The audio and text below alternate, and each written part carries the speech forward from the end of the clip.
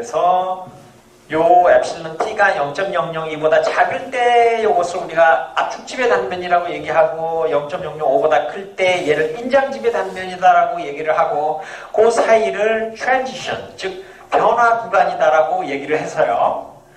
맨 처음에 인장집의 단면일 때는 0.85고 나선철근일 때 0.70, 기타 철근일 때 0.65로 해서 요 사이에는 직선 보관해서 이러한 강도 감소 계수값의 변화를 가져오게 됩니다. 그래서 지금 규준에는 FI가 400보다 작을 때는 요 값으로, FI가 400보다 클 때는 고장력 철근이기 때문에 얘가 0.005보다도 더 클 수 2.5배 엡실론 Y 값을 쓰게 돼 있습니다. 아, 그게 다르구나 라고 하는 거 기억을 해주면 좋을 것 같아요.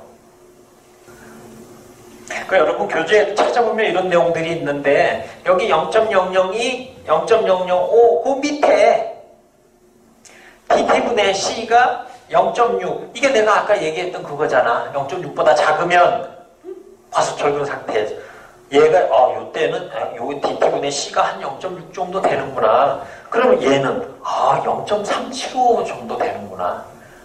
과소철근 그 상태에서 0.6보다 작아야 된다 그랬지. 인장구체 단면은 0.375밖에 안 되는구나. DT분의 C가 요 0.375, 0.6 요 값도 아울러 머릿속에 좀 넣어놓으면 훨씬 좋습니다.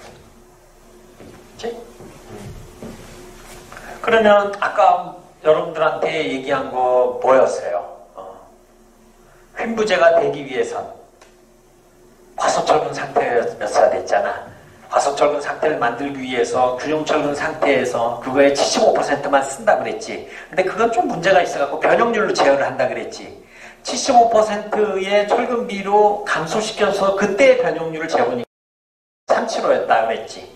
그러면 휨부제가 되기 위해서는 우리가 염성을 기대해야 되잖아. 휨부제가 되기 위해서는 최소한 얘가 0.004 정도는 갖춰야 되겠구나. 0.004면 요 구간에 들어가니까 이 구간은 강도 감소 계수가 요 변화 구간상에 있으니까 그때는 강도 감소 계수값을 구해야 되지만 적어도 0.004 정도 되는 부분에서야 얘를 우리가 휨부제로 인정을 할 수가 있구나 하는 내용들을 여기에서 이제 얘기할 수가 있게 되는 거죠. 그렇죠? 그래서 이게 지금 우리나라에서 사용하고 있는 코드인데 우리나라의 코드도 물론 이제 미국에 있는 코드를 배경으로 하지만 미국에 있는 코드는 2019년에 최근에 바뀌었어요. 우리나라 코드도 이제 앞으로 그것도 또 그렇게 바뀌게 되는데 헷갈리니까 기억은 안 해도 되는데 그냥 그림만 보여줄게.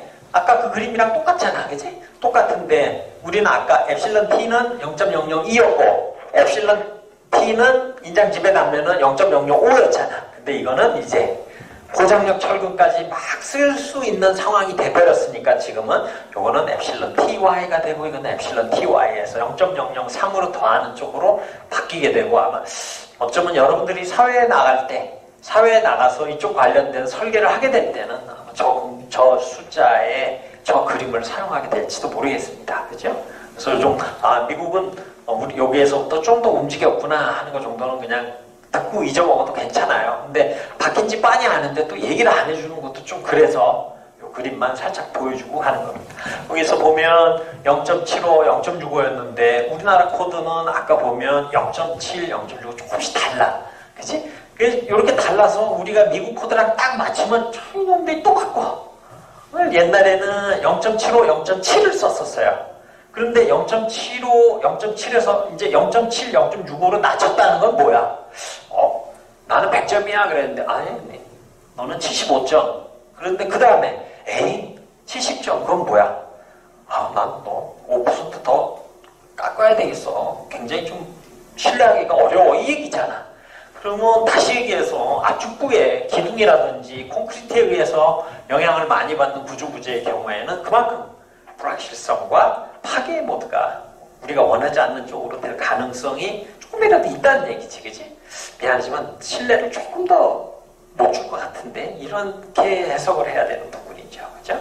그래서 0.70, 0.65 전에는 0.75, 0.7 이렇게 써다가 지금은 이렇게 내려왔는데 미국은 0.75에 기둥에다가 나선 철근을 쫙 감으면 그 안에 코어 부분에 있는 콘크리트 강도가 굉장히 증가해요.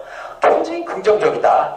나선 철근으로 썼을 때는 기둥이지만 75% 정도는 널 신뢰해. 근데 이렇게 스파이럴이 되지 않고 이렇게 딱딱 끊어서 이렇게 띠로 철근이 올라가는 거는 중간중간에 지진이라든지 이런 거 났을 때 띠 사이에 철근이 좌골도 일어나고 이런 일이 발생하더라 이거지. 그래서 미안하지만 넌 야 깎아야 되겠다. 그래서 70점이었던 애를 65점으로 또 깎아놓은 거야. 그렇죠? 그래서 저런 것들은 우리가 설계하는 사람 입장에서는 왜 좀 익숙해지려니까 왜 자꾸 바꿔요? 이래서는 안 되지. 왜냐하면 지진이라든지 이렇게 원하지 않지만 일어날 수밖에 없는 그러한 이벤트를 통해서 우리가 레슨을 얻잖아. 그 데이터를 분석하고 그 빅데이터를 가지고 0.70은 안 되겠는데? 이런 결론에 도달하는 65점이 오는 거지 또 뭐. 더 큰 지진이 불행하게 만약에 온다. 그래서 깨지는 양상을 보니까 어이구야 언감생심 60대는 어림도 없다. 55점으로 가자. 이렇게 갈 수도 있는 거지. 그치? 그래서 자 이제 말미니까 여러분들은 압축집의 단면의 교재를 이렇게 하이라이트를 좀 하세요. 그래서 압축집의 단면이라는 것은 압축연단의 콘크리트가 극한 변형률 0.003에 도달할 때 최외단 인장철근의 순인장 변형률 엡실런 t가 압축집의 변형률 1개 이하인 단면, 인장집의 단면은 압축연단의 콘크리트가 극한 변형률 0.003에 도달할 때 최외단 인장철근의 순인장 변형률 엡실런 t가 0.005의 인장집의 변형률 1개 이상인 단면, 인장집의 단면이라고 하고요. 강도 함수 계수값 0.7, 0.65, 0.85 여지껏 설명을 계속 했었던 부분입니다. 그치? 그리고 변화 구간 존재한다고 그랬죠. 중간에 요거는 이렇게 우리가 보강법으로 구할 수가 있고, 아까 여러분 0.002, 0.005 말고도 DT분의 C값 기억해달라고 그랬지? 이쪽은 0.6이었고 이쪽은 0.37였잖아.